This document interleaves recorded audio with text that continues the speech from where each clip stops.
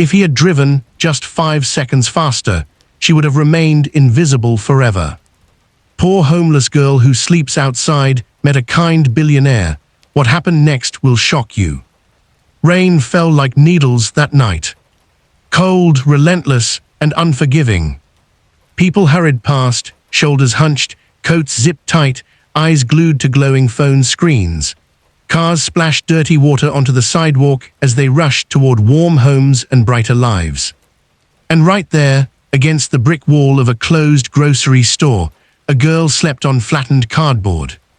Her name was Lena Carter. She was 17 years old. And to the world rushing past her, she didn't exist. Lena pulled her thin jacket tighter around herself, even though it barely helped. The jacket had once been white. Now it was grey with dirt, frayed at the sleeves, and 2 sizes too big, donated months ago by someone who never asked her name. She curled into herself, knees pulled to her chest, shoes soaked through. One sock was missing. She didn't remember when she'd lost it. Days blended together when you lived outside. Hunger gnawed at her stomach, but she ignored it. Hunger was easier than hope. Hope hurt more. Above her, neon lights flickered from a broken sign, buzzing faintly. The store had closed years ago, boarded windows, a for-lease sign peeling from the glass. Lena chose this spot because it offered a little shelter from the wind. Not much, but enough to survive the night. She stared at the rain pooling near the curb and whispered to herself, barely audible. Just make it till morning. 2 years earlier, Lena had a bed. A small one, squeaky, but it was hers. She lived with her mother in a 1-bedroom apartment above a laundromat. The place smelled like detergent and burnt toast. Loud, cramped, but warm. Her mom worked 2 jobs, morning shifts at a diner, night shifts cleaning offices downtown. She came home exhausted, shoes kicked off by the door, eyes heavy but always smiling when she saw Lena. "Hey, superstar," she'd say, "how was school?" Lena dreamed of becoming a nurse. She loved biology, loved helping people. She imagined wearing scrubs, saving lives, making her mom proud. Then one night, her mom didn't come home. Lena waited and waited. By morning, there was a knock at the door. A police officer, a woman from the hospital, words that blurred together. Car accident, drunk driver, instant sorry. The world collapsed in a single sentence. Bills piled up fast after that. Rent notices, final warnings. Lena tried to keep the apartment, picked up shifts at a corner store after school, but it wasn't enough. 2 months later, she was evicted. She packed everything she owned into a backpack.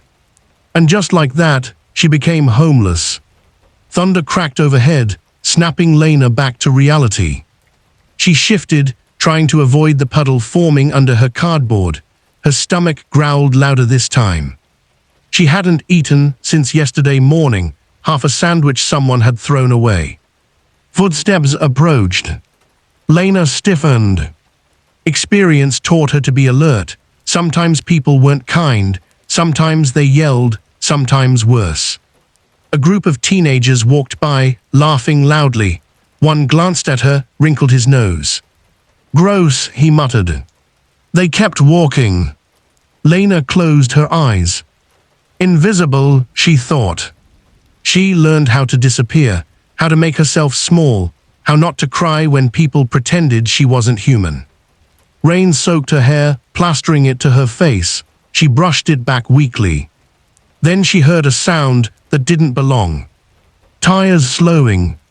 An engine idling. She opened her eyes. A black sedan had stopped at the curb. For a moment, she didn't move.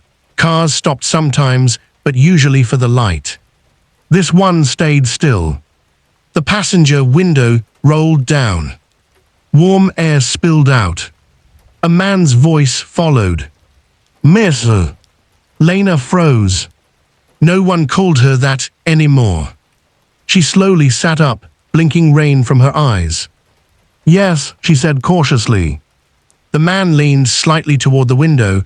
He looked to be in his late 40s, well-dressed, clean-cut, expensive coat, not someone who belonged in her world. "Are you okay out here?" he asked. Lena hesitated. Truth or silence? She learned that honesty didn't always help. "I'm fine," she lied. The man frowned. "You're soaked, it's freezing." She shrugged, "I'll dry." He glanced around, then back at her. Something unreadable crossed his face. "What's your name?" Her voice caught. "Lena." "Lena," he repeated, as if anchoring it in his mind. "I'm Daniel." Another pause. "Do you have somewhere safe to go tonight?" She shook her head. The rain seemed louder suddenly. Daniel exhaled slowly. He looked forward, hands gripping the steering wheel. For 5 seconds, he did nothing.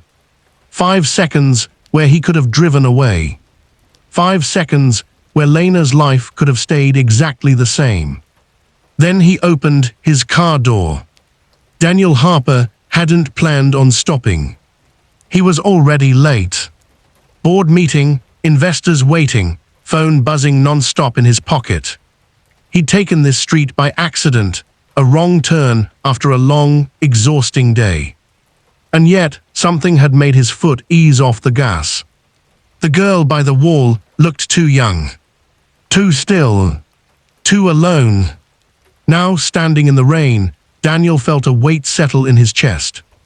"Come on," he said gently, "let me at least get you somewhere warm." Lena stared at him like he'd spoken another language. "I can't," she said. "I don't want trouble." "No trouble," he replied quickly. "I promise." She studied his face, searching for something: danger, pity, judgment. She found none. Just concern. Slowly, reluctantly, she stood. Her legs trembled from cold. Daniel opened the back door and handed her a towel from the trunk. "Here, dry off a bit." She took it, fingers shaking. As she climbed into the car, warmth wrapped around her like a memory she'd almost forgotten. The door closed, and the rain stayed outside. Inside the car, silence filled the space between them, broken only by the soft hum of the heater. Lena clutched the towel to her chest. "Thank you," she whispered. Daniel glanced at her in the mirror. "You hungry?" Her stomach answered before she could. He smiled faintly. "I'll take that as a yes." They drove through the rain, city lights blurring past. Daniel pulled into a small diner, still open late. Inside, it smelled like coffee and fried food. Lena hesitated at the door. "You don't have to," she began. "I know," Daniel said, "but I want to." She nodded. They sat in a booth near the window. A waitress brought menus, but Daniel didn't open his. "Order whatever you want," he said. Lena stared at the menu like it was a luxury catalog. Pancakes, eggs, burgers. "I'll have soup," she said finally. Daniel shook his head gently. "And a full meal." She swallowed hard. "Okay." As she ate, color slowly returned to her face. Her shoulders relaxed. Her eyes, once dull, flickered with life. Daniel watched quietly.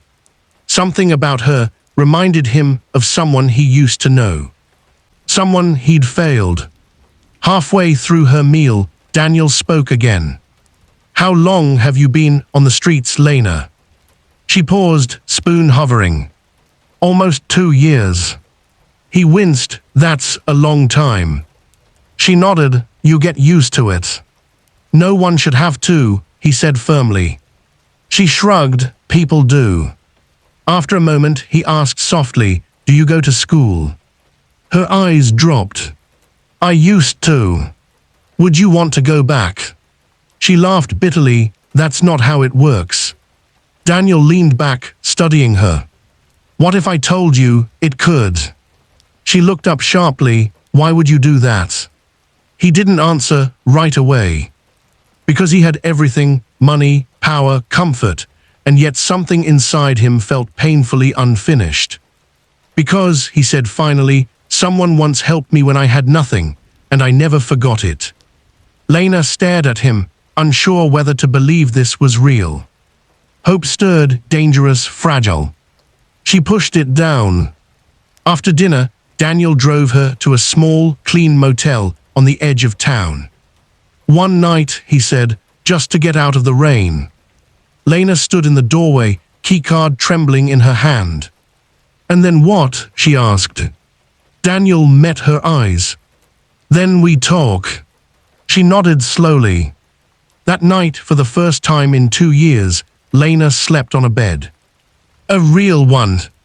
Sheets, pillows, warmth. She cried quietly into the pillow until sleep finally claimed her. Lena woke up slowly. For a few seconds, she didn't understand where she was. The ceiling was white, clean, a faint hum filled the air, the bed beneath her was soft, too soft. Panic shot through her chest. She sat up abruptly. Then she remembered. The rain. The car. The man named Daniel. The motel room came into focus. Beige walls, a small desk, a TV bolted to the wall, a paper bag sitting neatly beside the door. Food. Her throat tightened. She swung her legs off the bed, feet sinking into carpet instead of cold concrete. That sensation alone almost broke her. She hadn't slept this deeply in years. She opened the bag with shaking hands. Inside were pancakes, eggs, fruit, and a note written on a plain white napkin. I'll be back at 9 a.m., Daniels. Lena checked the clock. 8:47. Her stomach twisted, not with hunger this time, but fear. People didn't come back. People always said they would, and then disappeared. She forced herself to eat anyway, savoring each bite like it might be the last normal moment of her life. At exactly 9:00, there was a knock on the door. Her heart pounded as she opened it. Daniel stood there, dressed simply this time, no expensive coat, just a sweater and jeans, coffee in hand. Good morning, he said. She exhaled. You came. I said I would. They sat at the small table in the room. Daniel took a breath. Lena, before we talk about anything else, there's something you should know about me. Her fingers curled around her coffee cup. I run a company, he continued, a big one. She blinked, like how big? He hesitated, then said it plainly. I'm a billionaire. The word hit her like a physical force. She laughed once, sharp, disbelieving. No, you're not. Daniel didn't smile. I didn't stop because of money, he said calmly, and I don't want it to scare you, but I won't lie to you either. Her mind raced. Billionaire. Cars, suits, power. Men like that didn't stop for girls like her. Why, she asked, voice barely above a whisper, why me? Daniel leaned forward. Because 25 years ago, I was you. She frowned. That's not funny. I'm not joking. He told her everything. About growing up in foster homes. About sleeping in abandoned buildings. About being invisible. About the woman who once bought him a meal and paid for 1 semester of community college, the chance that changed his entire life. She didn't save me forever, Daniel said quietly. She just helped me stand up. I did the rest. Silence filled the room. Lena stared at the table. No one had ever talked to her like this before. What does this have to do with me? She asked. Daniel met her eyes. I want to give you the same chance. Daniel didn't sugarcoat it. I can help you get off the streets. Housing, school, healthcare, everything you need. Her breath caught. But, he continued, not without rules. Her hope trembled. What kind of rules? You commit, you show up, you work, and if you quit, I won't chase you. She nodded slowly. I don't want to own you, he said. I want to support you. A long pause. Then Lena asked the question that terrified her most. What if I fail? Daniel answered without hesitation. Then you try again. Tears spilled down her face before she could stop them. No one had ever allowed her to fail safely. I'll do it, she said. Daniel smiled, not like a billionaire, but like someone who understood. Okay, he said, then we start today. The apartment Daniel arranged wasn't fancy. One bedroom, clean, safe, warm. To Lena, it felt like a palace. The fridge was full, the closet had donated clothes in her size, a desk sat by the window. Daniel handed her a phone. For emergencies and school. School. The word felt unreal. Within weeks, Lena was enrolled in an alternative high school program. The first day, she almost didn't go. She stood in the bathroom staring at herself in the mirror, clean hair, borrowed jacket, sneakers that weren't falling apart. She didn't recognize the girl staring back. At school, whispers followed her. She was older than some students, quieter than others, behind in math, ahead in science. But she worked harder than anyone. Every night. Every weekend. Daniel never hovered. He checked in once a week, asked about her goals, her fears. He never gave advice unless she asked. Trust grew slowly, cautiously, like a wound healing. 6 months later, everything almost fell apart. A tabloid article exploded online. Billionaire secretly supporting homeless teen. Photos of Daniel and Lena outside the school, at a grocery store, sitting in a cafe. Comments were brutal. This is creepy. What's his real motive? She's probably being used. Lena saw it on her phone during lunch. Her hands shook. By evening, reporters were outside her building. Daniel called immediately.